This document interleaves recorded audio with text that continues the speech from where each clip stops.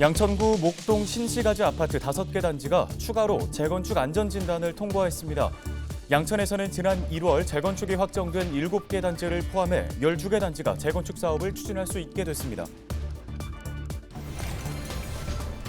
서울시가 전기자동차를 사면 보조금을 지원하는 전기차 보급 사업을 추진합니다.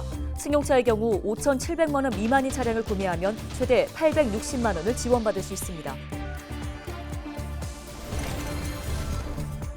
저렴한 매물을 구하는 서민이나 사회 경험이 적은 청년층을 노린 주택, 중고자동차 가짜 매물 사기 행각이 끊이지 않고 있습니다. 경찰이 미끼용 가짜 매물에 대한 특별 단속에 나서기로 했습니다.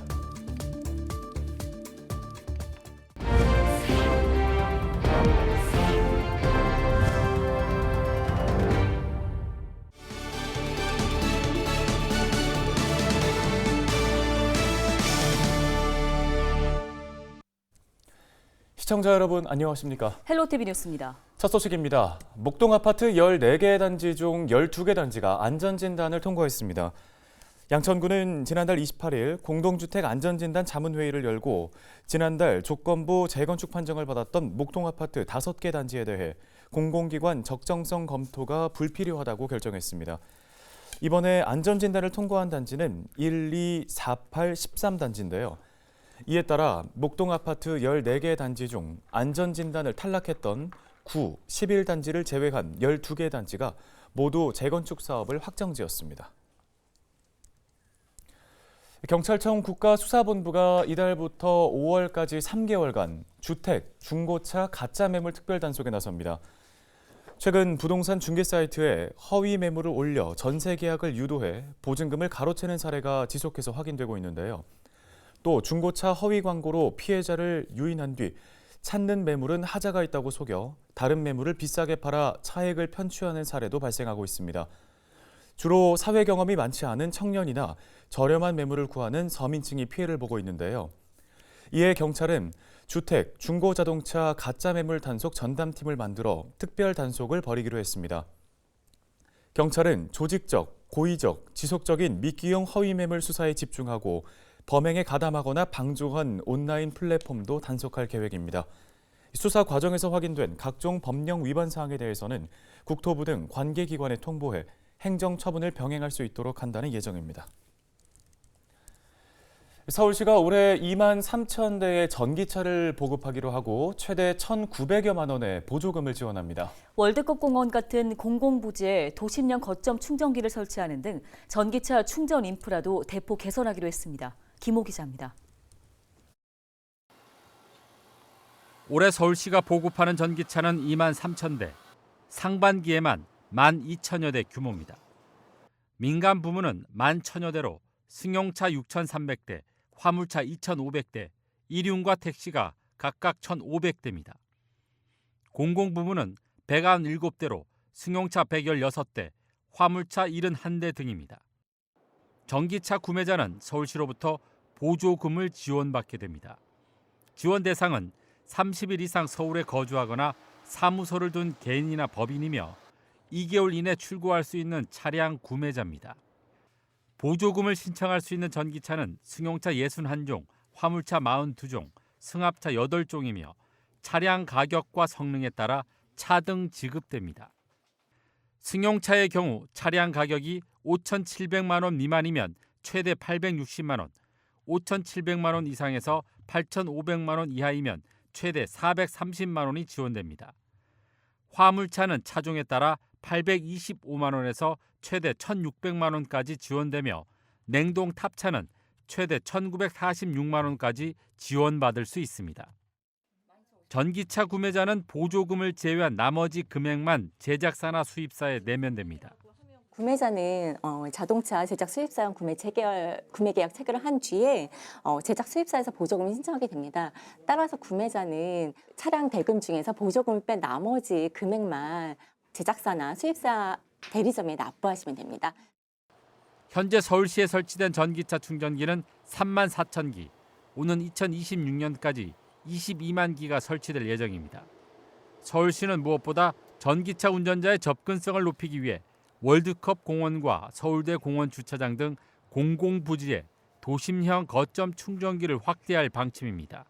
서울대공원하고 월드컵공원에 약 200기 정도의 그 충전기를 그 민간 투자 대상으로 해서 설치를 하고 있고요. 교통 거점, 주유소나 LPG 충전 등 교통 거점에 대한 급속 충전 위주로 설치를 하면서 시민이 원하는 곳에 설치를 하려고 하고 있습니다. 대체적으로 전기차가 많이 늘어나니까 그 충전기는 그 많이 설치함으로써 우리 이제 그 전기차의 그 보급이 정차가 되지 않나 그렇게 생각합니다. 안내할 수 있는 그런 앱을 설치해서 많이 보급을 좀 해주시면 고맙고요. 서울시는 오는 2026년부터 전기차 10% 시대가 실현될 것으로 보고 충전기 설치 용지 확보에 행정력을 모으기로 했습니다. 무엇보다 전기차 충전 사업 생태계를 조성하기 위해 공공 투자는 물론 민간 투자를 활성화해 사업을 다각화할 방침입니다. 헬로티비 뉴스 김호입니다. 은평구가 모든 주민의 건강과 삶의 질 향상을 위해 2023 건강도시 추진계획 수립에 나섰습니다. 은평구는 주민 주도적인 건강도시 은평 만들기를 목표로 국내외 네트워크 활동과 건강도시 사업 추진 역량을 강화할 계획이라고 밝혔습니다.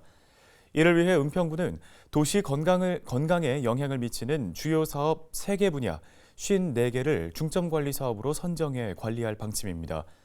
또 건강도시학교를 확대하고 주민이 스스로 건강의제를 발굴할 수 있도록 주민자치회 건강분과 운영을 지원할 계획입니다.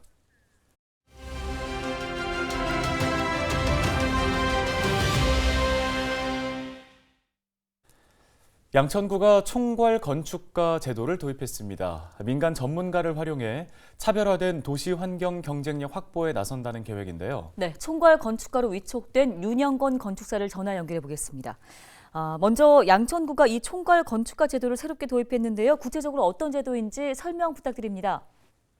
총괄 건축가는 그 관내 공공 건축이나 도시 계획, 그다음에 환경 디자인 등에 대해서 전 분야에 대한 종합적으로 관점에서 도시를 계획하고 관리하는 그런 역할을 담당하는 제도입니다.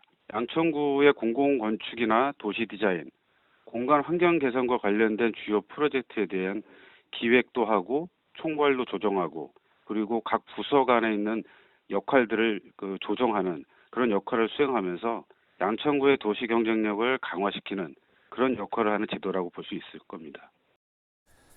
네, 도시 건축가의 시선에서 봤을 때 양천 지역의 도시 발전의 가능성과 잠재력은 어떻게 평가하시는지 궁금하고요. 도시가 좀 잘 발전하기 위해서는 어떤 노력이 더 필요할까요?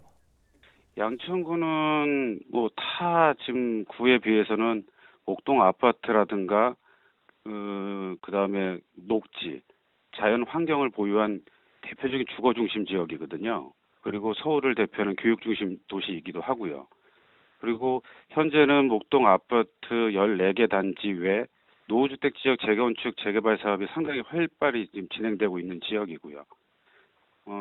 아마 상상해 보시면 아실 텐데 지금 14층 이하에 이렇게 구성되어져 있는 지역들과 노후된 단지들이 50여 층의 이런 고층 아파트나 도시계획이 새로 이루어짐으로 해서 얼마만큼 무한한 가능성을 펼칠 수 있는지 아마 상상해 보시면은 이해하실 수 있으실 겁니다. 이 도시 발전의 가능성이나 잠재력에 대해서는요. 그리고 양천구는 이런 쪽으로 해서 목동 재건축이 이제 가시화되고 있고 한 약 5만 3천 세대에 넘는 신도시급이 한꺼번에 좀 대단지로 개발이 될 예정이거든요.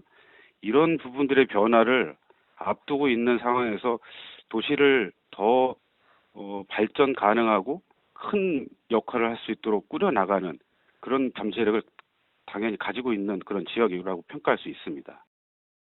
네, 끝으로 이번 총괄 건축가 제도를 통해서 주민들이 얻을 수 있는 기대 효과는 무엇인지가 궁금합니다.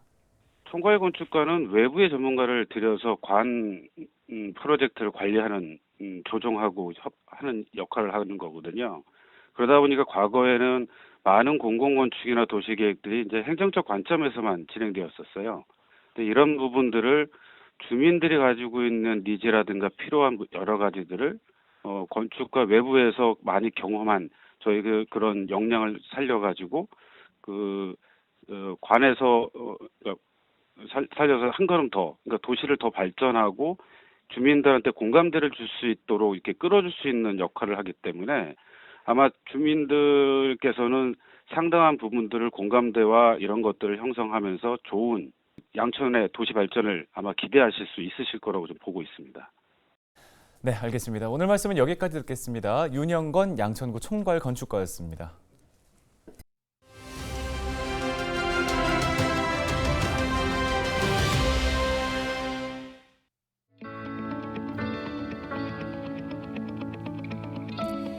전국의 초중고 학교들이 2019년 이후 4년 만에 대면 입학식을 열었습니다.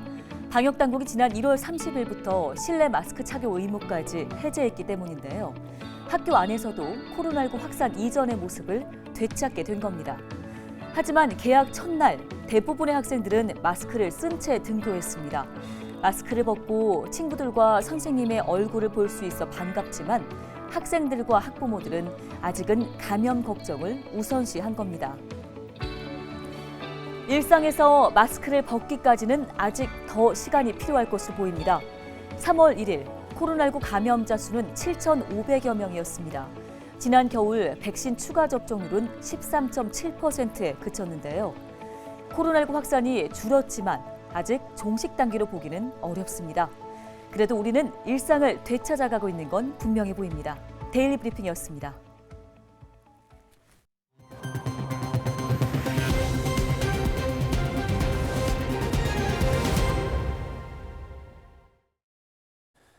네, 다음 소식입니다. 부동산 경기 하락세가 이어지면서 전국적으로도 미분양이 10년 만에 최대치를 기록했습니다. 대구 지역은 전국에서 가장 많은 미분양 물량을 확보하고 있는데요. 네, 대책 마련이 시급해 보입니다. 박건상 기자가 전해드립니다. 지난 1월 말 기준 전국 미분양 주택은 7만 5천 가구를 넘었습니다. 10년 2개월 만에 최대치입니다. 28일 국토교통부가 공개한 전국 미분양 주택 현황을 보면 수도권이 12,000여 가구, 지방이 6만 3천여 가구를 기록했습니다. 이 가운데 대구는 13,000여 가구로 전국에서 가장 많았습니다. 대구시는 최근 신규 주택 건설 사업 계획 승인을 전면 보류하는 초강수를 내놨습니다. 전문가들은 시장에 미칠 부작용을 우려하고 있습니다. 공급이 감소해가지고 가격이 급등했을 때 그때 또 지역사회 주택 건설 업체들이 내려올 수 있을까? 전남 광양도 사정은 마찬가지입니다. 전남 지역 미분양은 3천 가구에 육박하고 있는데 1,000가구 넘는 미분양이 광양에 몰려 있습니다. 최근 입주를 시작한 한 아파트는 분양가보다 5천만 원 싼 가격에 팔겠다는 매물도 있지만 거래는 쉽지 않은 상황입니다. 접근성이 많이 떨어지고 또 인프라도 초등학교 하나 들어온 것 말고는 옆으로 이동하면 이제 저수지 공원 그거 외에는 각종 여러 가지 편의시설, 문화시설 인프라가 저기는 좀 안 갖춰져 있어요. 결국 광양은 미분양 관리 지역으로 지정됐습니다. 강원도의 미분양은 3,500가구가 넘습니다. 한 달 사이 1,000가구 가까이 늘어난 겁니다. 특히 지난 2021년부터 미분양 제로를 유지하던 원주도 미분양이 급격하게 증가하고 있습니다. 문제는 앞으로 전망도 밝지 않다는 겁니다. 아직까지 부담이 되는 게 가격에 대한 부분. 근데 앞으로 더 비쌀 거예요. 왜냐하면 원가가 상승하죠. 인건비 상승했죠. 건설 자재도 상승하고 다 상승한 분양가가 떨어지기 어렵고 분양가 상한제라는 게 지금 현재 없어졌잖아요. 이제 거의 이제.